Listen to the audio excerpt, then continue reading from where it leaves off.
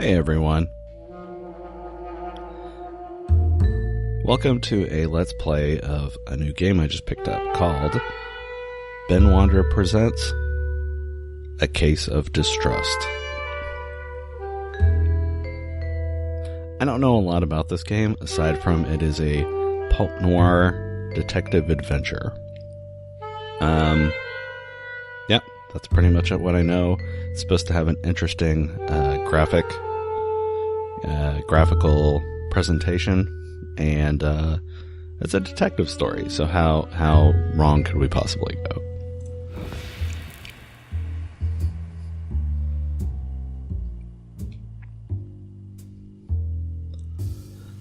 I awoke in my desk chair. Across from me were his piercing amber eyes. They surprised me at first, but I should have known he'd be there.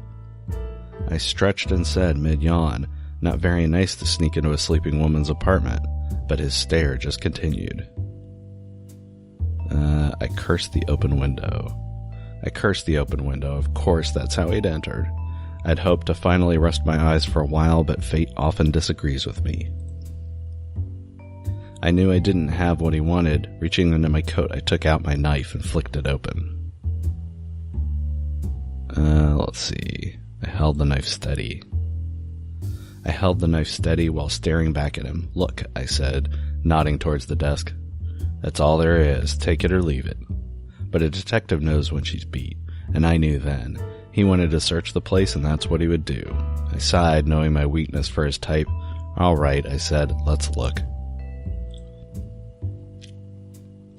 He let out a gleeful meow and victory. I cut a piece of my apple that the cat had rejected. Always the sore winner. I jabbed, but I was smiling too because I was telling the truth. There was absolutely no other food in my apartment. The cat often dropped by to scavenge. He made a lot of noise when he thought I was holding out on him, but right now the place was clean, empty, no food anywhere. I had to prove it to him. Okay, buddy, look, there's a book. My old notebook, now filled to the brim. I wrote everything down, even the minor details, and never know what could be useful. The first half had my old cases. Details from the beats I used to walk in my policewoman days. Of course, policewomen were forbidden from going on patrol, but Lewis often overlooked that rule. The newspapers flopped on the floor. Its headline about the death of Lenin, leader of the Red Menace sweeping Russia. It seemed the Bolsheviks had lost their head. The regular white icebox tinged yellow with age, half blocked in the kitchen doorway. My income rarely kept it much stocked in it, and right now it was empty.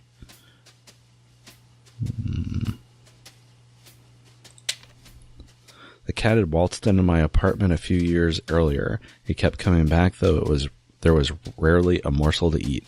He'd continue his loud meowing until I proved to him the place was empty of food. I kept a small statue underneath the side table.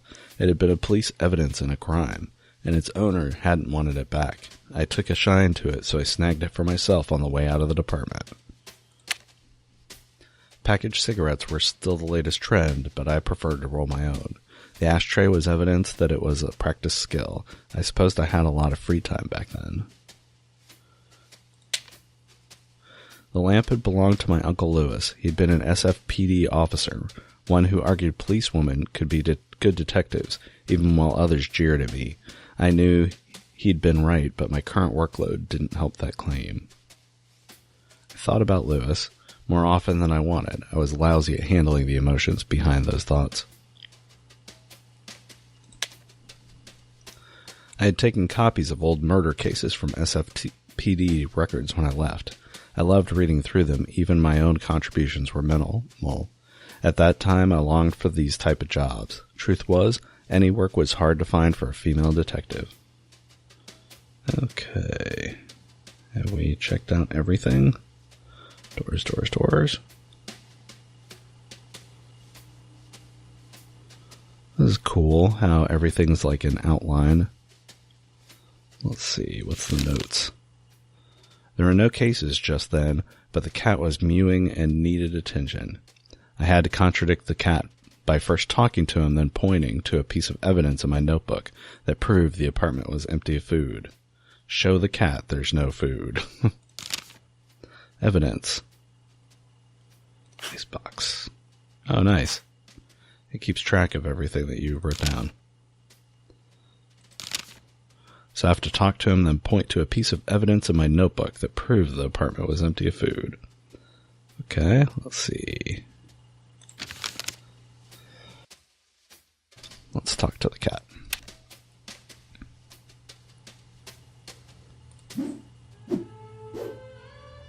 It doesn't matter how doe-eyed you are, cutie pie. We've got no food around, I told him.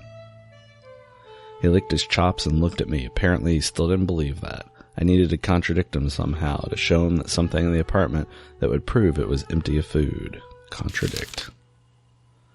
So, show the cat there's no food. I'm going to show him the icebox. I opened the icebox so the cat could see inside. Empty, I told him. The cat looked quizzically at the open door, then back at me. Sorry, fella, there's no grub in there for me either. He stared at me with eyes as disappointed as I felt. Those big yellows always got to my soul. Thoughts of my family filled my head. But never mind. Those thoughts, at the time they were distractions, I moved on from them. A loud meow from the cat snapped my thoughts back to the moment. I took a deep breath and grinned back at him. Guess you can scram now, I said. Nobody's gonna come knocking with food for you, fella. There immediately came a banging on the front door. Beyond a nuisance, the cat was psychic too. You order out, I asked him. And the door was the regrettably familiar face of Connor Green. I looked past him. Peering left and right into the hallway, I heard a woman's heels marching down the carpeted stairs, but otherwise the building was silent and empty. Evidently, Green had come alone. He stared at me through the doorway with a coy smile. Well, ain't you gonna invite me inside? Fine, I'll let him through. The door before closing it. Hey now, he said, looking at my apartment. You know this clutter might turn off some customers. Maybe not me, though. So that was his angle. Hiring me as a detective. I wondered what a bootlegger would need with a private eye, but he answered without a prompt. I'll make this quick. I can't take this to the hog house or the pigs would laugh me out, and the other dicks just darn as tempting. His grin widened. Thought this was going to be quick, I said, and I started rolling a cigarette. It wasn't quick, and I'd already rolled and lighted a second smoke when Green finally finished his story. I noted the important bits in my book. It had started with a letter slipped under his door in a white envelope. The envelope contained a single typewritten leaf, which he handed to me. It read, "End your game or we'll end you." It had no signature, instead ending only with a small scribble at the back right corner that resembled a black hand. Green had a lead on a new rum-running scheme, a connection from Vancouver. He'd given a sample to Tiny Paul, the gangster who ran the Tin Spoon speakeasy for mob boss Jerry Ferry. They agreed to buy him in for more.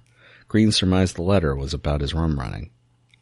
He suspected Redstone Stable, another bootlegger, of sending the letter.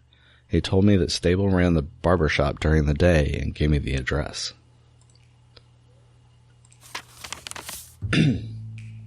Green needed to know who the threat was from. He'd get Paul's gang to deal with him and continue his scheme to get rich. If I go stupid myself, he concluded, folks see I'm not trusting people. No trust leads to no customers. I need to play it low key, which is where you come in. I raised an eyebrow and stared at him through the cigarette smoke. Something in his yarn was still twisted. He must have noticed my reticence because he said, "You know, I work closely with Lewis. I'm sure he'd want to protect me as much as any other victim." My uncle.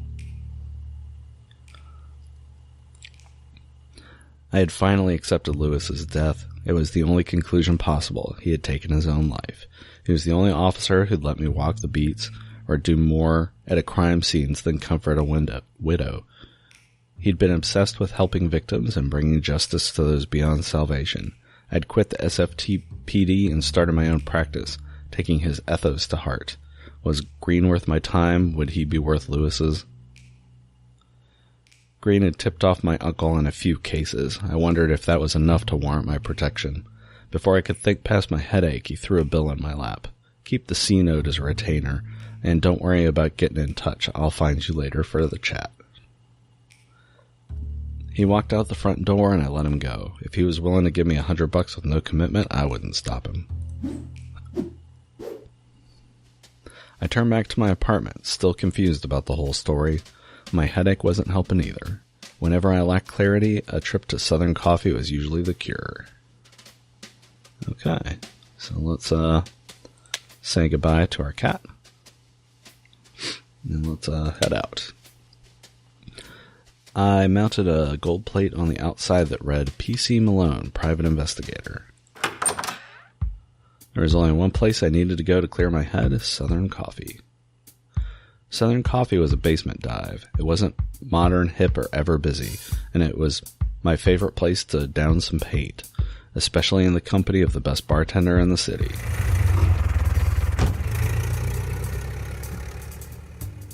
I hailed a driver, gave him the address, and stepped through the back door. I debated talking with the driver. Let's talk to him. I began speaking with the driver, and our conversation came to airships. You hear about this Zeppelin fella, he asked. The crazy German thinks he can run transatlantic flights. The Allies won't let him build any dirigibles now, but I say, give the man a shot. We spoke about the first transatlantic flights, and how he saw airships as the travel of the future. My head was in the clouds when I stepped out of the taxi cab at my destination. I brought my thoughts back to San Francisco and continued on the case. Southern Coffee was an automat diner. Ethel Burgess, the lone waitress, was friendly to help with any inquiry. Of course, if you winked at her right, she'd show you the way to the downstairs toilet where Frankie played the bathroom attendant. Southern Coffee had a distinct feeling of home. The familiar smell of mold in that old basement was enough to put a grin on my face. Okay. The bar stools were crooked and worn. My usual one was in the center of the room. I could sit on it for hours if Frankie had a yarn to spin. Of course, the sauce helped keep me in my place, too. Let's see. What's this? Frankie had a bond with an old shaker at the end of the bar. I'm surprised he hadn't named it. He could slang a mean drink, though he'd only use the good liquor if he liked you. Frankie liked me. I grabbed the wine bottle on the bar and examined the label. It featured a picture of grapes and the words, sacramental use only. Frankie looked at me with a spark in his eye. Go ahead, give it a swig. Let's give it a shot. I grabbed the half-empty glass that had been next to the bottle and swirled some of its contents between my gums. Bit spicy, ain't it? Frankie asked. It's good. I nodded and gulped the rest down. It'll cost you, too, he said with a smile, and he grabbed the bottle from me, turning it through his hands. Rabbis charge more than a nickel for this beauty. Only this kind of Napa wine is made from that Zinfandel grape. It has a unique aroma. I'd been trying to learn more about wine. Seemed everyone knew their stuff but me. I noted what Frankie had said about the origin of the grape as he sat the bottle back down on the bar. You don't even drink. Frankie let out a bellied laugh. I could still enjoy the smell, he said. There was story behind his teetotaling, but he'd cut short any talk about it. An odd relationship with the drink for a barman. Frankie sighed. Too bad more folks can't know about it. That woman's league is of the devil. Woman's Christian temperance. Aren't you done with the sauce? Sure, I'm dry now, but I'm not done slinging it. He grabbed a bottle and twirled it around in his hand with surprising deft, and I have no right to stop others either. He put the bottle down, took a breath, and then said in a calm tone, Those women don't understand. Prohibition doesn't make anyone stop, it just makes them a criminal. Take a seat, he said. I'll make you something else. He'd been a decent pitcher for the Seals a few decades earlier. Sometimes he'd speak wistfully of those days, but his arms were much more used to slinging bottles now. I sat at the bar. You got the spooks PC? He asked. You're worn as a catcher's mitt. I suppose my exhaustion showed. I won $100 for nothing, and I can't let it go. I told Frankie about the case, the threatening letter sent to Connor Green, how he assumed it was related to his bootlegging and his suspicion of the Redstone stable. The story took longer than I'd wanted, Frankie showing genuine interest by asking many questions. When I finished, he threw me a whiskey sour I'd been stirring. Though he'd been stirring, I took a large gulp and gave a sigh as thanks. Well, Green's case is better than most what you're given, he said with some enthusiasm. At least it's not some more of that adultery bunk. Sure, I replied, but I started with a goal in mind. What's the point of helping a man like Green? Frankie clicked his tongue on his teeth. Lawyer or priest, why does it matter? Let me ask you, are the clients you have now the types you want to help? I refused to admit that they weren't. I like my current clients just fine. You're always riled up when you're backed into a corner, Malone, but you don't have to fool me as long as you're all right fooling yourself. I sighed and stared down at my drink. But my daze was interrupted by the basement door opening, then slamming shut. A small, blustering woman began marching towards me. She was wearing a light blue cloak hat and a gray ribbon tilted back on her head, a scarf of similar blue draped around her neck. But I was startled what she wore under it, a gray trench coat that looked too large for a frame. It was exactly like the one that had belonged to Lewis. She hurled insults at me a while. All I could do was sit and take it until she ran out of gas and started breathing heavily. I set my drink down on the bar and looked her in the eyes. I inserted a hello, I'm Phyllis Malone, how can I help you? Accompanied by a smile as genuine as I could muster. That knocked her off balance. She stumbled over her next few words, and I added, and you are? The flame returned to her eyes. Between clenched teeth, she hissed, I'm the wife of that bum who sneaks into your bed. Whoa. I asked, the cat? But humor wasn't her angle, and she launched into another poetic stanza. And he just left your sty this morning, finally ended, and that's when I gathered she was Connor Green's wife. Mrs. Green, I'm a PI, not a homewrecker, and I don't think your husband in his line of business would want to bet a dick anyway. Her look was pure incredulity. A woman in that line of work, she questioned? I don't believe it. Prove it. Let's see, how do we prove it?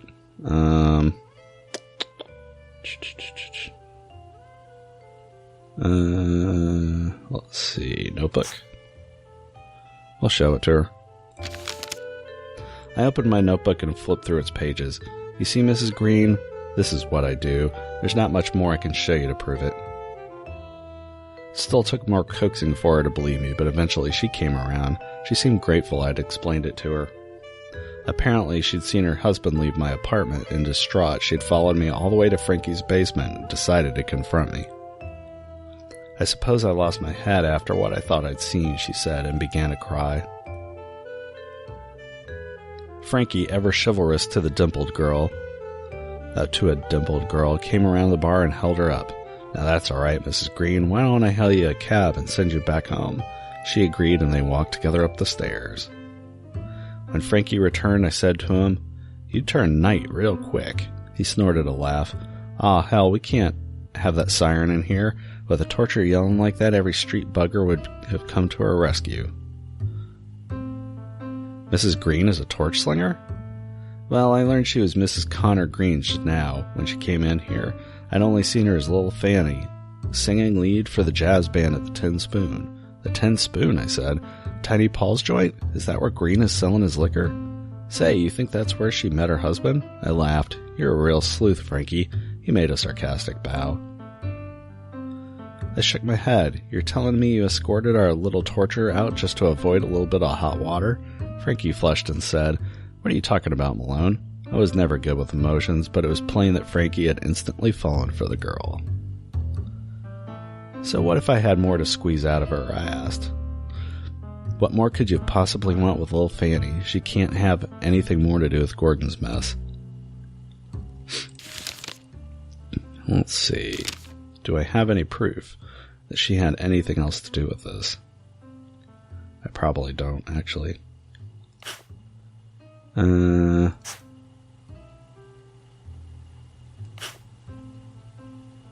Okay, I don't, actually. I considered Frankie's point. Maybe she was unrelated to the case. I shrugged and stood up from the bar stool. What had just happened was quite the ruckus. It seemed like my cue to move along. Let's see. Oh, there's stuff in the back, too. Okay, but it's time for us to move. The worn stairs led to the outside world. I was heading up the stairs when Frankie called after me. So what are you going to do? I'd been thinking. I've been thinking about Lil Fanny. I supposed even mobsters had people who cared about them, and she'd been wearing Lewis's old jacket, so perhaps Green and Lewis had been closer than I realized. I guess I'll take Connor Green's bait, I replied. I got nothing better to do on the stove, and he might need the help. Something still stinks, though. Well, what's the plan, Frankie asked. The way I see it, I have 3 goals right now. Green hired me for a job, find the guy who wrote the letter. That's the basic part. But you want more? Asked Frankie. I nodded. Green's a shady character. I have to learn about him. Who is this guy? Digging his past. I can't go back to him blind. And then there's something about his bootlegging. How'd Green get the connection like that? What's his source exactly? Squeezing the lemon might give me some more juice. That sounds alright, he replied. So where's it you're off to? Got 3 leads. The bootlegger stable, who Green claims sent him the letter. The 10 Spoon Lounge, where I might learn more about Green's rum running schemes, and Mrs. Green, who could give me more dirt on her husband. Frankie nodded his approval. Well, if you're ever stuck, come back and see me. You can never solve anything without talking it over. I smiled and went up the stairs. Okay, this is cool. So far, it's kind of taught us how things are going to work, and let us know that we can go back to Southern Coffee if we need help. Let's go to, let's just go to the barbershop. Green had suspected Redstone's stable of sending him the letter. Apparently Stable owned the barbershop in the financial district. I figured there would be no harm in asking Stable about it directly.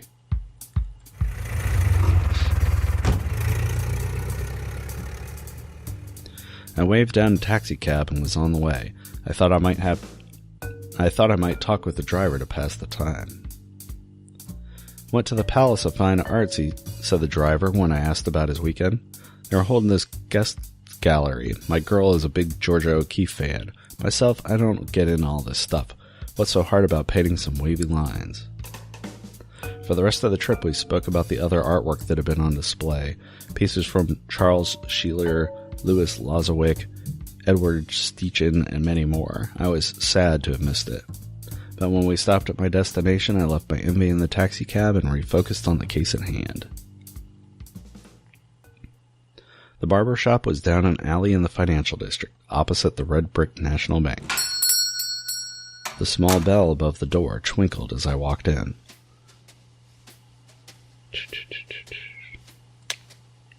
The frame on the back wall contained a yellow photograph of an old man. He had an authentic smile and held scissors in his left hand. 2 sides of the mirror frame were cylindrical, painted blue, red, and white to look like barber poles. They clashed with the otherwise elegant furnishings. Okay. The hat rack was a deep mahogany, engraved with gold lettering that said Fraser and Company Furnishings.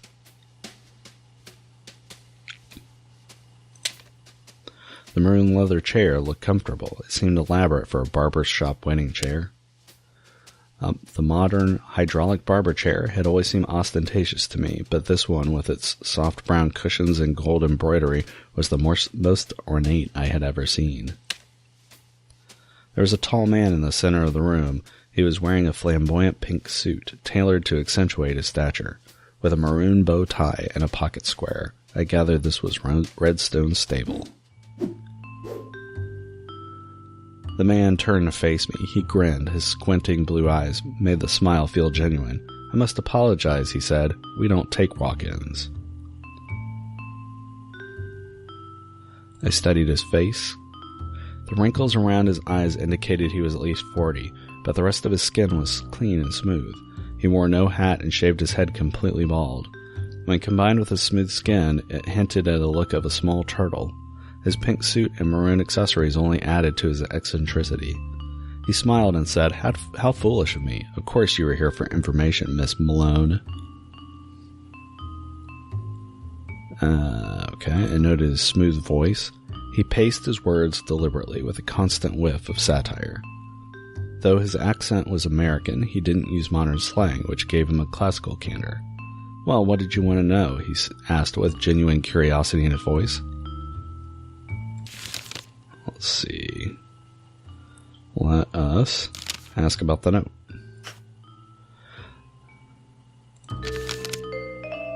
I pulled Green's note from my pocket and showed it to him, but didn't let him hold it. Green tells me this letter is from you, I told him. He doesn't like the threats. Sable lowered his head to study the note and then chuckled. His knowing grin returned to his face. But this is a black hand letter, he said, flourishing a hand towards the paper. Have you ever seen a black hand letter, Miss Malone? I confessed I hadn't. Exactly, he said. You should bring your friend Shipman at the station and ask what it means. Sam Shipman had been one of my uncle's regular partners in the vice rackets. I wonder what Shipman would have to do with Green's case. Sable seemed to think that it had a lot to do with it. I pocketed the letter and continued with my questions, but I made a note to stop by the police headquarters and see Shipman. Well, Miss Malone, will there be anything else? Let's see. What else might I ask him about?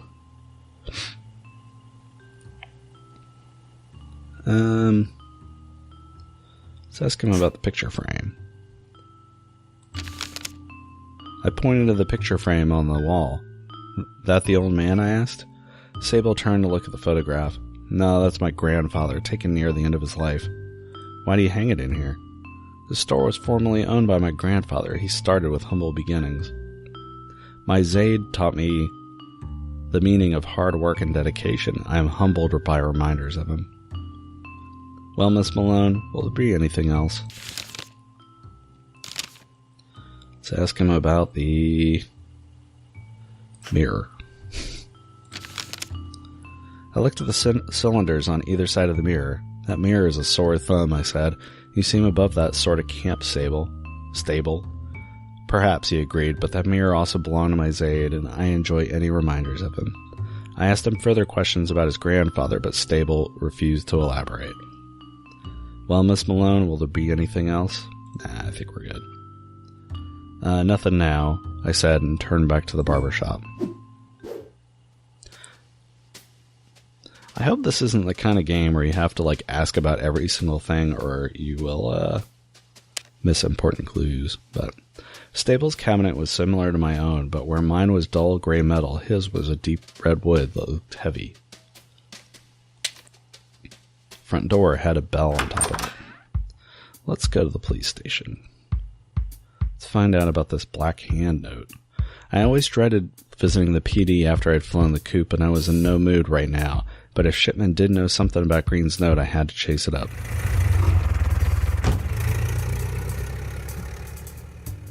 I hailed a driver, gave him the address, and stepped through the back door. I debated talking with the driver. He started talking about boxing. My brother was traveling out east last fall. Won a couple of tickets to a boxing match and a dice game. Wouldn't you know it, it's the Dempsey fight. I asked about the fight. Dempsey and Firpo? It was the heavyweight bout of the century. El Toro de las Pampas, he said with an exaggerated bellow.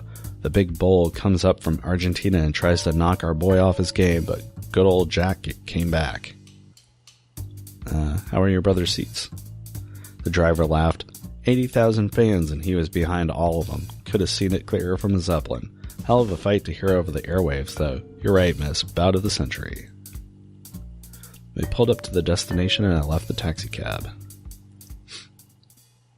The North Beach station was SFPD headquarters, also poetically baptized the Hall of Justice. The building dominated the corner of Kearny and Washington in Chinatown. Rebuilt after the 1906 earthquake, I thought it looked even more sour than it had before. I strode to the young bobbed girl behind the large oak desk. She must have been new because we shared no recognition of one another. I asked for Shipman, and she motioned me to a chair, and she pressed the pearl button. I sat down, and she disappeared through a frosted door.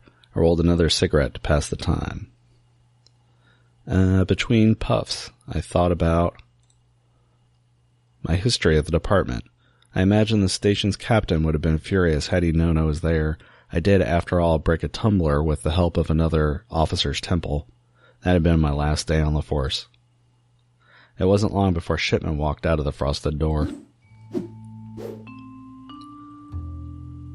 Samuel Shipman smiled when he saw me. He'd always been helpful to me in my days on the force. Working closely with Lewis, he'd acquired a habit of bouncing theories my way. He judged officers purely on results, and because of that, he was one of my few fans.